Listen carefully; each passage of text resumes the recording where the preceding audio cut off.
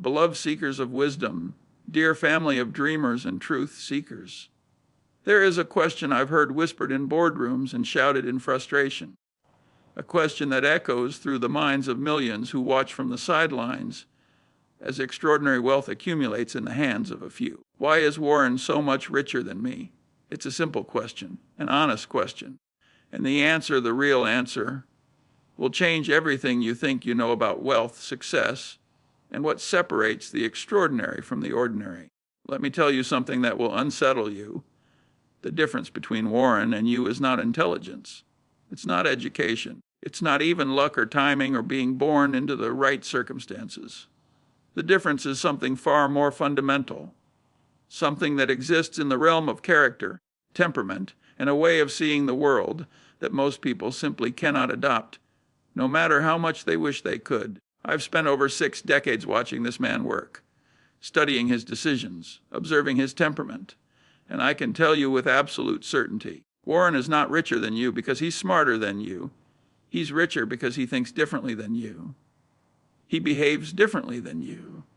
He relates to money, time, and compound growth in ways that are psychologically alien to most human beings. Let me show you what I mean. In 1956, Warren was 26 years old. He'd saved $174, which sounds modest until you realize that in 1956, that was equivalent to about $1.9 million today. At 26 years old, how did he do this? He lived on almost nothing, worked obsessively, saved everything. But that's not the remarkable part. Lots of young people save aggressively for a few years. The remarkable part is what he did next.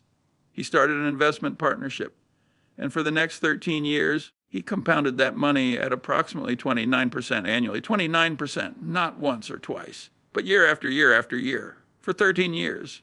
By 1969, when he closed the partnership, he'd turned his portion into $25 million. Now, most people hear this story and think, well, good for Warren. He's a genius investor. I could never do that. But you're missing the point entirely. The investment returns, remarkable as they were, that's not what made Warren wealthy. What made Warren wealthy was something far more rare than investment skill. It was patience. Obsessive, unrelenting, almost inhuman patience. Let me tell you about a decision Warren made in the 1960s that reveals everything about why he's so much richer than you. He was invited to invest in a real estate development, commercial properties, shopping centers, the kind of investment that was booming at the time.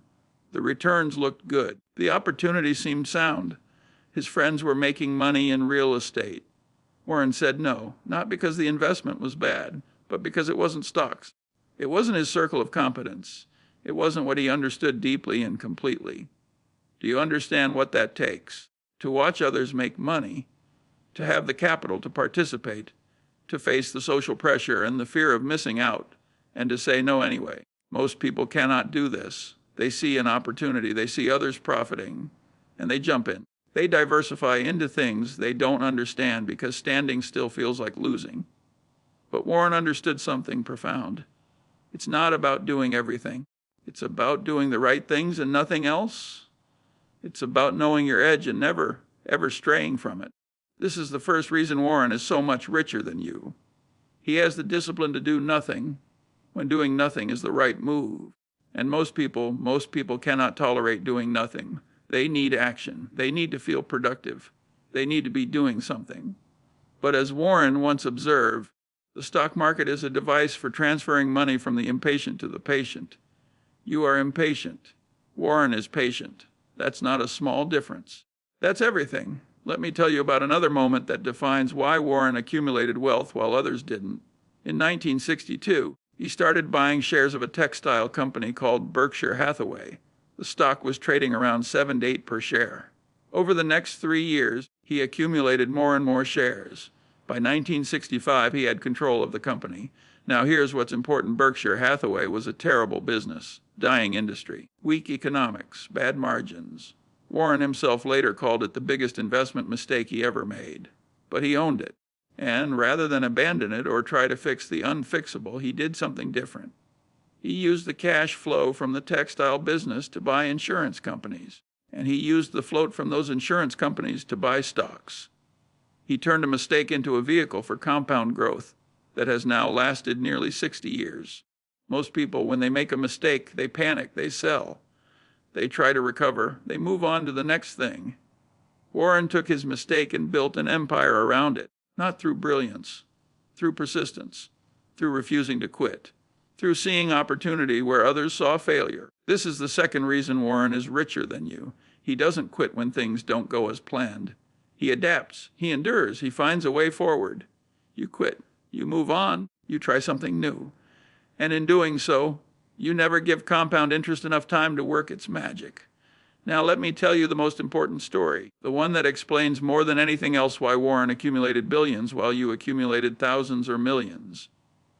In the late 1960s, Warren closed his investment partnership.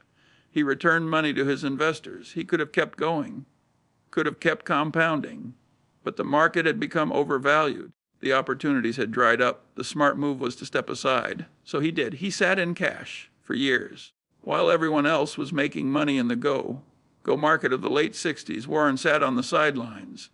People thought he'd lost his touch, that he was washed up, that he'd missed the boat. And then the market crashed, 1973, 1974, one of the worst bear markets in history. Stocks down 50%, investors devastated, panic everywhere. And Warren went shopping. He bought the Washington Post at a fraction of its value. He bought See's Candies. He bought stakes in dozens of undervalued companies. While everyone else was selling in fear, Warren was buying in his greed, their fear. This is the third reason Warren is so much richer than you. He has the emotional control to sell when things are frothy and buy when things are terrifying. He can act contrary to his emotions, contrary to the crowd, contrary to everything that feels natural and comfortable. You cannot do this. When markets crash, you panic. When markets boom, you get greedy. You buy high and sell low. You do exactly the wrong thing at exactly the wrong time. Not because you're stupid, but because you're human. And being human, having normal human emotions and normal human psychology, is incompatible with extraordinary wealth accumulation. Warren is not normal. His psychology is not normal. His temperament is not normal.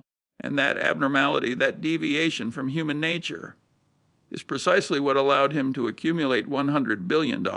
Let me tell you about something Warren did that seems trivial but reveals everything. When he bought his house in Omaha in 1958, he paid $31,500. It's the same house he lives in today. 67 years later, the same house. Not because he can't afford better. He could buy any house in the world. Multiple houses, estates, mansions, islands. But he doesn't.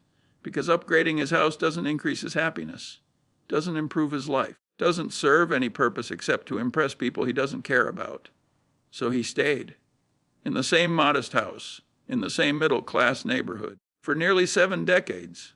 Do you understand what this means? It means Warren is completely immune to the social pressure that controls most people's financial behavior. He doesn't care what others think. He doesn't need to signal success. He doesn't need external validation. He's internally driven, self-contained, psychologically independent. And you care deeply what others think. You need to look successful. You need your house, your car, your lifestyle to communicate something about who you are. That psychological need for external validation costs you millions of dollars over your lifetime. Millions that could have compounded into tens of millions if you'd been able to resist the pressure to upgrade, to impress, to keep up. This is the fourth reason Warren is richer than you. He's psychologically immune to the forces that make most people spend money on things that don't increase their actual well-being. I once asked Warren why he thought more people didn't follow his approach to investing in life. His answer was simple and devastating. Most people. He said, can't stand to watch others get rich doing things they don't understand. So they jump in, they chase, they try to catch up. And in trying to catch up, they guarantee they never will. This is the trap. The psychological trap that keeps people from building extraordinary wealth. They see Bitcoin soar and feel they're missing out. They see tech stocks explode and feel left behind. They see others making money and feel like fools for not participating. So they jump in. They abandon their strategy. They chase returns. And they get destroyed. Warren never chases. He stays in his lane. He does what he understands. He waits for opportunities that meet his criteria. And if those opportunities don't come for years, he waits years. This ability to wait, to do nothing, to be comfortable being out of the action. It's the rarest trait in investing, and it's the trait that explains wealth more than any other. You cannot wait. You need action. You need to feel like you're doing something. You need to participate.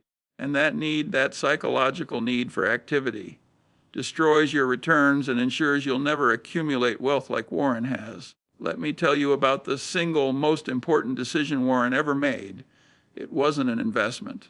It wasn't a business deal. It was a choice about how to live. In his 20s, Warren decided that he would spend his entire life doing exactly what he loved: reading, thinking, and analyzing businesses. He structured everything around this single focus. He avoided activities he didn't enjoy. He said no to social obligations he found draining. He protected his time and attention ruthlessly.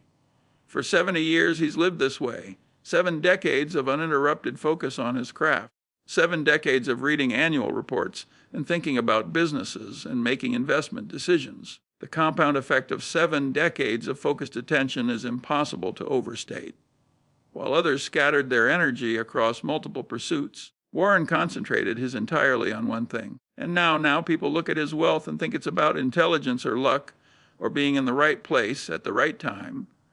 But it's not. It's about focus. Obsessive, single-minded, unrelenting focus on one thing for 70 years. You don't have this focus. You're interested in many things. You have diverse pursuits. You want a balanced life, and there's nothing wrong with that. But understand you cannot have a balanced life and extraordinary wealth. The two are incompatible. Extraordinary results require extraordinary focus. And extraordinary focus requires sacrifice, the sacrifice of balance, of variety, of trying many things. Warren sacrificed balance. He chose focus, and the wealth followed inevitably from that choice. This brings me to something even more fundamental, something that most people never consider when they ask why Warren is so much richer than them. Warren made a choice early in life that shaped everything that followed. A choice so simple, so obvious, and yet so rare that 99% of people never make it. He chose to be a learning machine, not in the casual way that people say they value learning, but in a visceral, consuming way that structured every hour of his life. Let me tell you what Warren's typical day looks like, has looked like for 70 years. He wakes up. He reads newspapers for 2 hours. The Wall Street Journal, the Financial Times, the New York Times, local papers absorbs information. He processes. He thinks. Then he reads annual reports, dozens of them, hundreds over the course of a year. 10-case proxy statements, financial footnotes, the parts that most people skip because they're dense and boring. He reads books, biography, history, business, not for entertainment, though he enjoys it, but to understand patterns, to see how businesses succeed and fail, to learn from others' mistakes and successes. He takes almost no meetings, makes almost no phone calls, attends almost no social events. His calendar is essentially empty because all the business that most people equate with productivity interferes with thinking, with reading, with learning. For 70 years, Warren has devoted 80% of his waking hours to reading and thinking. 80%.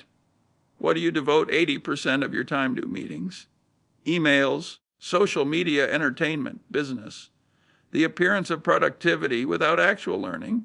This is why Warren is richer than you.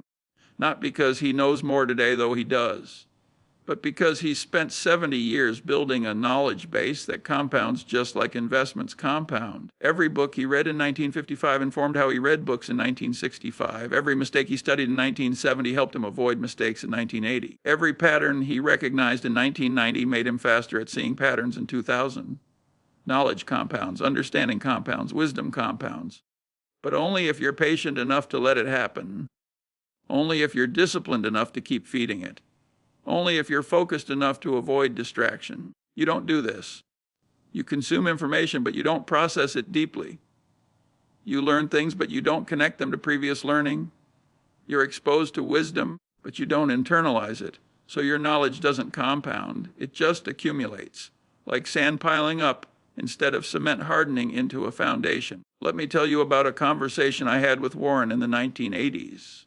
We were discussing a potential investment, a company we were analyzing. I made what I thought was an insightful observation about the business. Warren nodded and said, yes, that's exactly what happened to Genesee in Wyoming in 1937.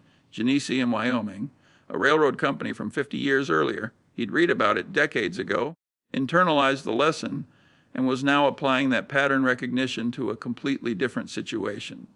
This is what 70 years of reading does. It creates a mental database of patterns so vast, so deep, so interconnected that you can see things others simply cannot see. You don't have this database. You haven't put in the time. You haven't done the reading. You haven't built the foundation.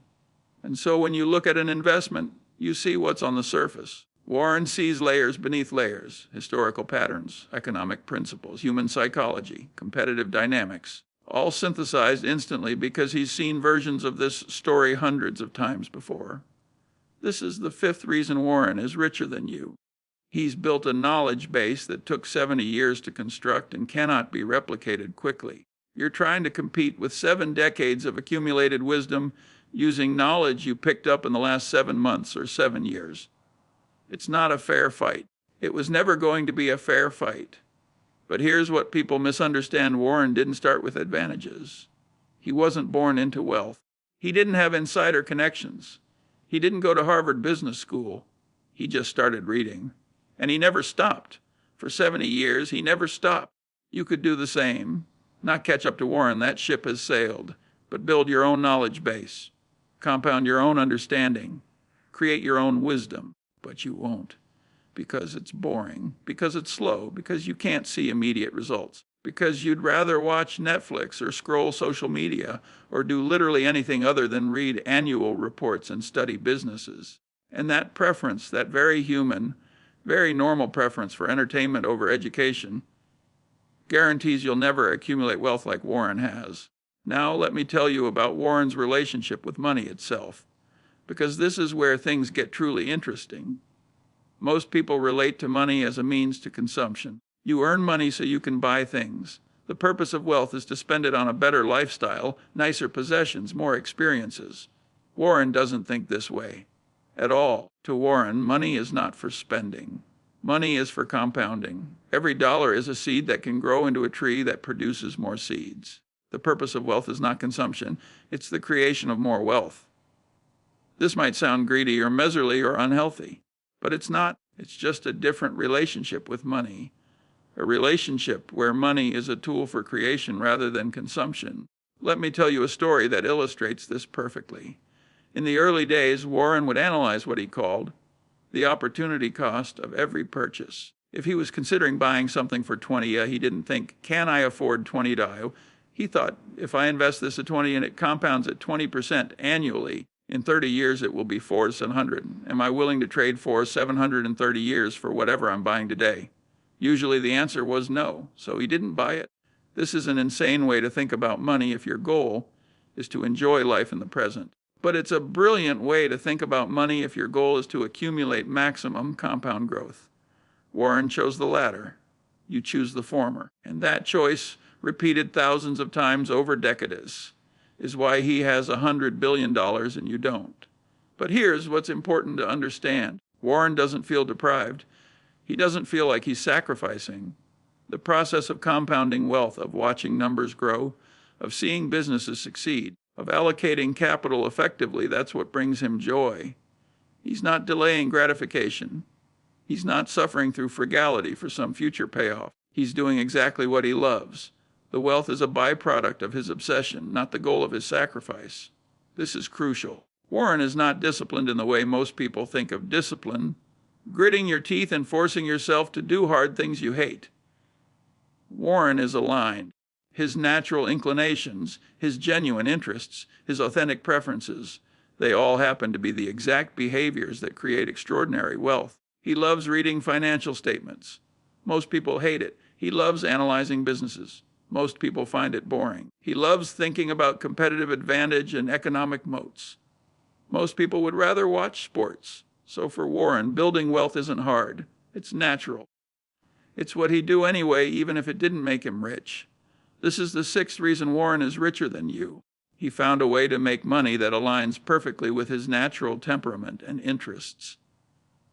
You're trying to force yourself to do things that go against your nature. And willpower always fails eventually. Alignment beats discipline. Always, every time. Let me tell you about a moment that revealed just how different Warren's psychology is from normal people.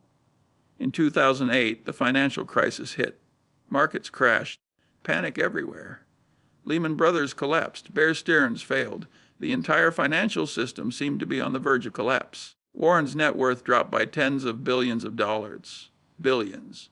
In a matter of months, how did he react? He wrote an op-ed titled, "Buy American." I am. He went on television and told people this was the buying opportunity of a lifetime. He deployed billions of dollars into stocks. While everyone else was paralyzed with fear, Warren was calm, rational, opportunistic. Not because he's smarter than everyone else, but because he's psychologically wired differently. He genuinely gets excited when prices drop. When others are fearful, he becomes energized. This is not normal. Normal human psychology is to feel fear when everyone else feels fear, to panic when markets crash, to want to sell and preserve what you have left. But Warren's psychology runs backwards. Fear makes him greedy. Panic makes him calm. Crisis makes him energized. You don't have this psychology. When markets crashed in 2020, you probably panicked. When they crashed in 2022, you probably sold or stopped investing. When they'll crash again in the future, and they will crash again, you'll probably react with fear instead of opportunity. Because you're wired normally, and normal psychology is incompatible with extraordinary wealth creation. This brings me to something that people almost never consider: Warren's relationship with loss. Most people hate losing money more than they enjoy making it. This is called loss aversion, and it's one of the most fundamental aspects of human psychology. If you lose $1,000, the pain you feel is roughly twice as intense as the pleasure you'd feel from gaining 100,000. This asymmetry, this disproportionate pain from loss, causes people to make terrible investment decisions. They sell winners too early to lock in gains because they're afraid of losing the profit. They hold losers too long because selling would make the loss real and painful. They avoid investments that have any risk of loss even when the expected return is excellent. Loss aversion destroys wealth, systematically, reliably, inevitably. Warren doesn't have it. Or at least he's learned to override it so completely that it doesn't affect his decisions. When Berkshire Hathaway stock drops 20%, Warren doesn't feel 20% more pain than he feels pleasure when it rises 20%. He just sees numbers, probabilities, opportunities. He can hold through drawdowns that would make most investors sick to their stomach. He can watch billions evaporate and not change his strategy. He can endure years of underperformance without doubting himself. This emotional resilience, this ability to withstand psychological pain without changing course, it's rare, extraordinarily rare. Maybe 1 person in 1,000 has it naturally. Everyone else has to fight their own psychology constantly. And fighting your own psychology is exhausting. Eventually, you lose. You give in, you sell at the bottom. You abandon the strategy, you do what feels good emotionally rather than what works mathematically. This is the 7th reason Warren is richer than you. He can endure psychological pain that would break most people. You cannot. So you make emotional decisions that protect your feelings but destroy your wealth. Let me tell you about something Warren said that I've never forgotten. We were discussing why so few people achieve exceptional investment results despite having access to all the same information, the same opportunities, the same tools. Warren said, "The problem isn't information, it's temperament. Most people have the wrong temperament for investing. They're too emotional, too active, too influenced by others. You can teach them the strategies, but you can't teach them the temperament. Either they have it or they don't." This was devastating to hear, because it means that for most people, no matter how much they learn, no matter how hard they try, they will never be able to replicate Warren's success. Not because they're not smart enough, but because they're not wired right. Their psychology works against them instead of for them. This doesn't mean you can't build wealth.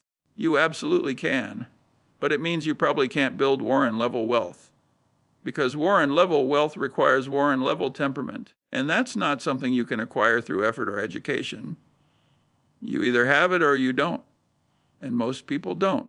But here's where the story takes a turn that most people miss entirely. A turn that reveals the deepest truth about why Warren is so much richer than you. It's not just about what Warren did. It's about what he didn't do. And more importantly, it's about time. The one variable that explains wealth more than any other. Let me tell you something that will fundamentally change how you think about Warren's wealth.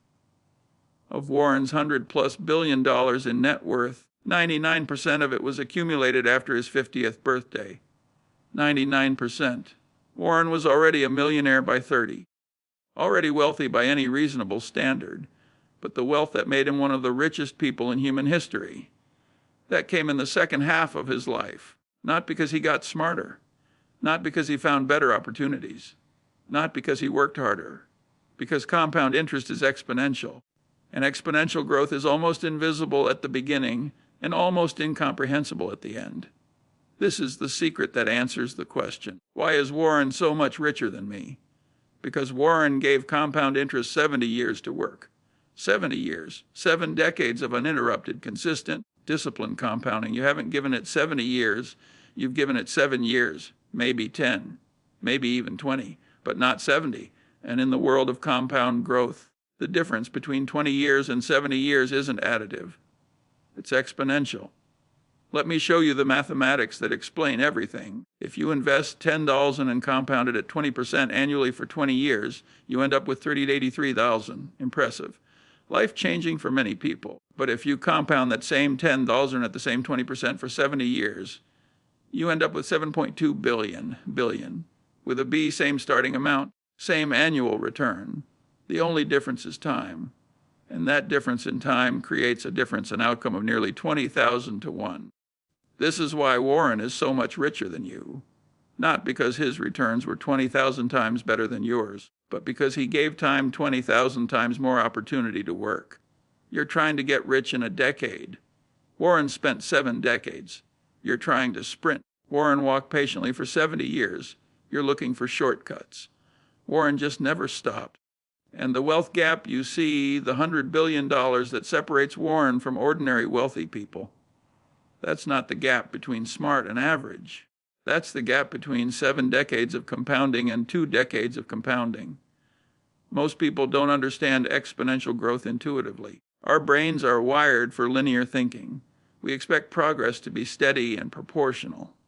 We expect that if we work twice as hard, we'll get twice the result. But compound growth doesn't work that way. The first decade feels slow. The second decade feels moderate. The third decade starts feeling meaningful. The fourth decade becomes remarkable. The fifth, sixth, seventh decades, they become almost magical. Warren understood this from the very beginning. At age 20, he grasped that his greatest asset wasn't intelligence or capital or opportunity. It was time. Decades of time ahead of him. And he structured his entire life to protect that time, to maximize that time, to let compound interest do its patient work. You don't think this way. You want results now. You measure success in years, not decades. You feel behind if you're not rich by 40. You panic if you're not financially independent by 50. But Warren was just getting started at 50. The real wealth, the extraordinary world historical wealth that all came after 50, after 60, after 70, after 80. He's 94 years old now, still compounding, still patient, still playing the longest game imaginable. This is the 8th reason Warren is richer than you. He's playing an infinitely long game. You're playing a finite game. He's optimizing for maximum compound growth over the longest possible time horizon. You're optimizing for lifestyle improvement over the next 5 to 10 years. These are incompatible goals. And pursuing your goal guarantees you'll never achieve his results. Let me tell you about a decision Warren made in his 30s that reveals everything about his time horizon. He could have sold Berkshire Hathaway stock, could have paid himself dividends, could have extracted money to buy a nicer house, nicer cars, a more comfortable lifestyle. He didn't. He kept every dollar inside the company, compounding, growing, reinvesting. For 60 years, Berkshire has never paid a dividend. Every dollar earned gets reinvested. Every profit gets redeployed. Nothing leaks out. Everything stays in the compounding machine. Do you understand what this means? It means Warren delayed consumption not for a few years, not for a decade, for his entire life. 60 years and counting. He's now 94 years old with over $100 billion, and he still lives in the same house he bought in 1958, still drives a modest car, still eats at McDonald's for breakfast, still lives like an upper middle-class retiree, rather than one of the wealthiest humans who ever lived. This is insane by normal standards. What's the point of having $100 billion if you don't spend it? But Warren doesn't see it that way. The money isn't for spending, it never was. The money is the scorecard, the proof that the system works, the compounding machine doing what compounding machines do. And here's the part that most people find incomprehensible. Warren is happy, genuinely, deeply happy, not despite his frugality, but because of his focus, not despite his lack of consumption, but because of his sense of purpose. He loves what he does. He loves the game. He loves analyzing businesses and making decisions and watching compound interest work its magic. The wealth is a byproduct, not the goal. You don't have this relationship with wealth. To you, money is for spending, for upgrading your life, for achieving a certain lifestyle, for buying freedom from work. To Warren, money is for compounding. Period. Full stop. The purpose of wealth is the creation of more wealth, and the creation of more wealth is its own reward. These are fundamentally different philosophies, and they lead to fundamentally different outcomes. You will never be as rich as Warren, not because you're not smart enough, not because you don't have opportunities, but because you're not willing to delay consumption for 70 years. You're not willing to live modestly despite having resources for luxury. You're not willing to optimize purely for compound growth at the expense of everything else. And that's okay. That's human. That's normal. Warren is abnormal, and his abnormality is precisely what created his wealth. But here's what I want you to understand, truly understand, before we reach the end of this journey together. The question, why is Warren so much richer than me, is the wrong question. It's a question born of comparison, of envy, of feeling like you've failed because someone else succeeded more spectacularly. The right question is, what can I learn from Warren's approach that applies to my life, my goals, my circumstances? Because while you'll never have $100 billion, you can absolutely apply Warren's principles to build your own version of wealth, your own version of security, your own version of freedom. You can be patient instead of impulsive. You can focus on one thing instead of many. You can compound consistently instead of chasing returns. You can delay gratification instead of consuming everything you earn. You can't replicate Warren's results, but you can adopt Warren's principles. And those principles, applied consistently over decades, will make you far wealthier than 99% of people. Let me tell you about someone who did exactly this. A man I knew who worked as a janitor at a university. Made perhaps $30,000 a year his entire working life. Never wealthy by any conventional measure. But he saved, consistently, 15% of every paycheck into index funds for 45 years. Never sold, never panicked, never chased. Just steady, patient, boring investing. When he died at 92, he left an estate worth $8 million from a janitor's salary. The university was shocked. They'd never known. He'd lived modestly his entire life. Same small apartment, same simple lifestyle. Nothing flashy, nothing impressive. But he'd understood compound interest. He'd been patient. He'd given time the opportunity to work. He wasn't Warren. He didn't have Warren's investment genius or Warren's opportunities or Warren's starting capital. But he had Warren's patience, Warren's discipline, Warren's long-term perspective. And that was enough to create a fortune that most six-figure earners never accumulate. This is what I want you to understand. Warren's wealth is extraordinary, unprecedented, unreplicable. But Warren's principles, those are available to anyone. Those can be adopted by anyone. Those will work for anyone who has the temperament to apply them consistently. The question isn't, why is Warren so much richer than me? The question is, am I willing to adopt the behaviors that create wealth, even if those behaviors feel unnatural and uncomfortable? Most people aren't. Most people want the results without the behaviors. They want the wealth without the patience. They want the freedom without the discipline. And so they stay exactly where they are, earning, spending, repeating, building nothing, compounding nothing, accumulating nothing. Warren is different. Not because he's better, not because he's smarter, not because he's more deserving, but because he chose a different path, a path that required sacrificing normal human desires for abnormal long-term results, a path that required unusual temperament, unusual patience, unusual focus. You can choose a version of that path, not the extreme version, not the 70-year version, but a version that works within your life, your goals, your values. You can save more than you spend. You can invest consistently. You can ignore market noise. You can focus on what you understand.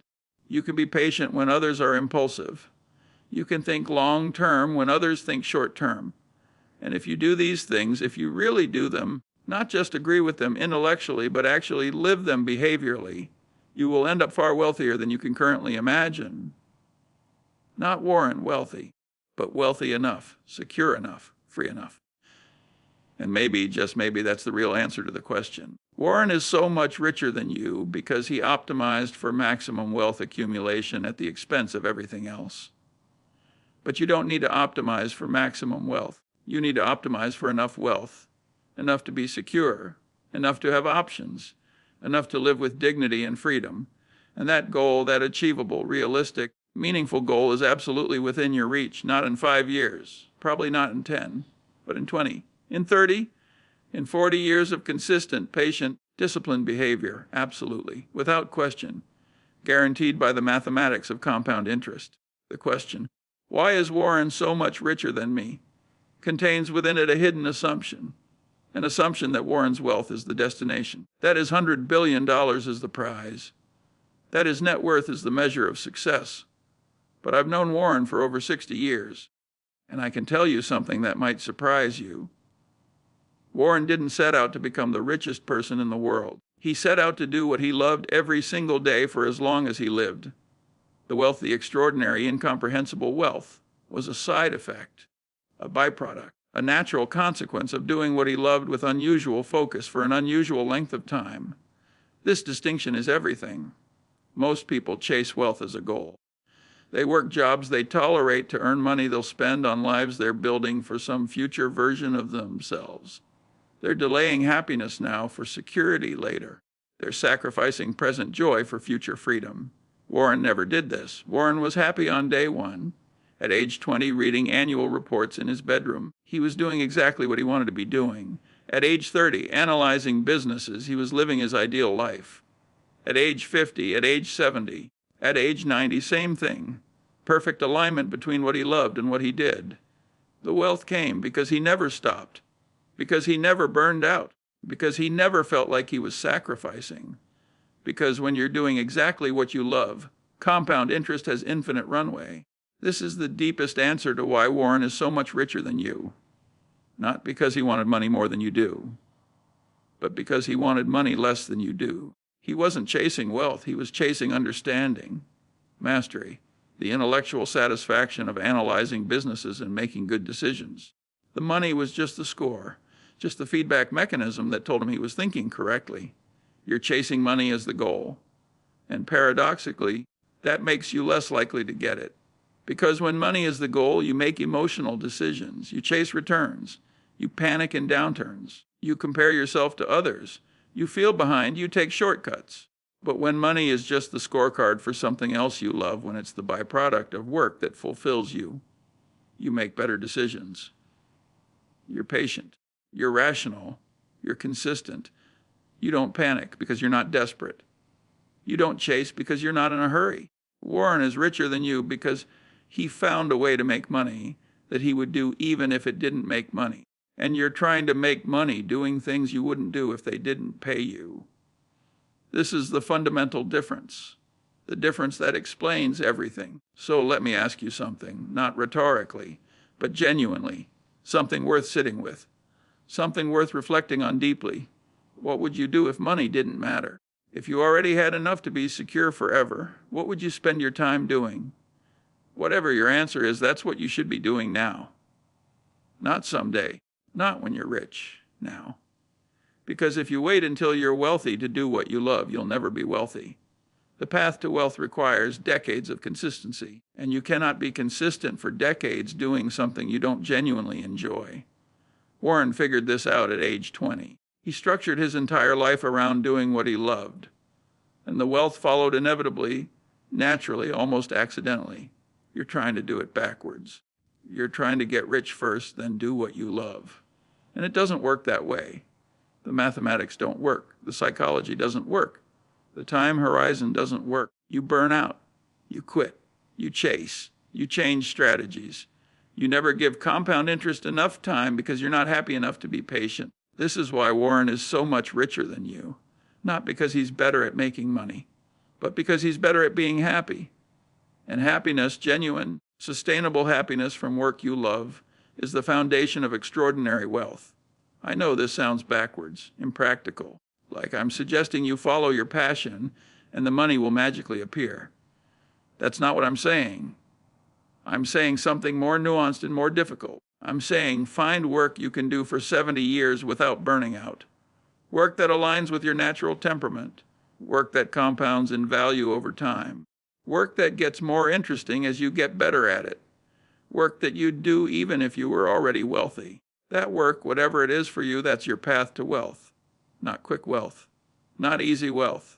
But real wealth. Sustainable wealth. Wealth that comes from decades of patient accumulation while you're busy doing something you find genuinely meaningful. Warren found that work at age 20. He's been doing it for 74 years. And the wealth is simply what happens when you do one thing you love for 74 years without stopping. You haven't found that work yet. Or maybe you have, but you've convinced yourself you can't make money doing it. Or maybe you're doing it part-time while spending most of your energy on work that pays but doesn't fulfill. And so you're scattered, divided, burning energy on things that don't compound, building nothing that will outlast your effort. This is why Warren is richer than you. He's unified, focused, concentrated. Every hour of every day for 74 years has been pointed in the same direction. And that direction has never changed. You change direction every few years. New job, new strategy, new focus, new passion. And every time you change direction, you reset the compound clock to zero. Compound interest requires consistency over time. 70 years pointing north will get you much further than 70 years wandering in circles. Warren pointed north at age 20. He's still pointing north at 94. And the distance he's traveled, the wealth he's accumulated, is simply what happens when you never stop, never turn around, never second guess the direction. So here's what I want to leave you with. Not advice to replicate Warren's wealth. You can't. That ship has sailed. The time horizon required no longer exists for you, but advice to build your own version of wealth, your own version of security, your own version of freedom. Stop comparing yourself to Warren. Stop asking why he's so much richer than you. Stop feeling inadequate because someone with unusual temperament applied that temperament consistently for an unusual length of time. Instead, ask, what can I do consistently? What aligns with my nature? What could I sustain for decades without burning out? Whatever that is, start doing it today. Not perfectly, not with complete clarity, but start. Point yourself in a direction and begin walking. And then keep walking. Don't stop. Don't pivot. Don't chase. Don't compare. Just keep walking in the same direction for 10 years, 20 years, 30 years. However many years you have remaining, the wealth will come. Not Warren-level wealth, but your level wealth, enough wealth, meaningful wealth. Wealth that creates security and options and freedom. Not because you're as smart as Warren. Not because you're as disciplined as Warren. Not because you're as patient as Warren, but because you finally stopped chasing what Warren has and started building what you can actually achieve. Warren is not your competition. He never was. He's playing a different game. A 70-year game that started before you were born and will continue after many of us are gone. You're playing your own game. A game with your rules, your timeline, your definition of success. Play that game well. Play it consistently. Play it patiently. Play it with focus and integrity and alignment between your values and your actions. And one day, perhaps 20 years from now, perhaps 30, perhaps 40, you'll look back and realize you built something remarkable. Not Warren-level remarkable, but your level remarkable. You'll have security, options, freedom, the ability to say no to things that diminish you and yes to things that fulfill you. You'll have enough. And enough, genuine enough, deeply felt enough is the only wealth that actually matters. Warren has more than enough, far more, orders of magnitude more, but the more beyond enough. It doesn't increase his happiness. It doesn't improve his life. It doesn't make his days more meaningful. He still lives in the same house, still eats at McDonald's, still spends his days reading and thinking and doing exactly what he'd be doing if he had 10 million instead of 100 billion. The wealth beyond enough is just a number a score, a historical curiosity, but not a source of greater happiness or meaning or purpose. You don't need Warren's wealth. You need enough. And enough is achievable, absolutely, mathematically, inevitably achievable if you're willing to be patient, consistent, and focused. So stop asking why Warren is so much richer than you. Start asking, what's my version of enough? And what consistent actions over decades will get me there? Answer those questions honestly. Then live the answers faithfully for as many years as you have remaining. That's the path, not to Warren's wealth, but to your freedom, your security, your peace. And in the end, in the final accounting, peace is worth more than any amount of money. Warren knows this. He has the money and the peace because he structured his life to align work he loves with wealth that compounds. You can have the peace without Warren's wealth. You can have security without billions. You can have freedom without being the richest person in the room. You just need enough, and the patience to let compound interest create it, and the wisdom to know when you've arrived. Warren is richer than you because he played a longer game than you've played, because he started earlier, because he never stopped, because his temperament aligned perfectly with the requirements of wealth accumulation.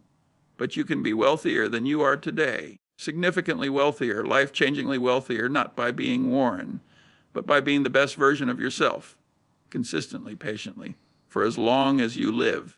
That's the real answer. That's the honest truth. That's the path forward. Not comparison to Warren, but commitment to yourself, to your journey, to your own patient, persistent, purposeful accumulation of wealth that serves your life rather than consuming it. Start today. Stay consistent. Be patient. Trust compound interest. Trust time. Trust the mathematics that have worked for Warren and will work for you.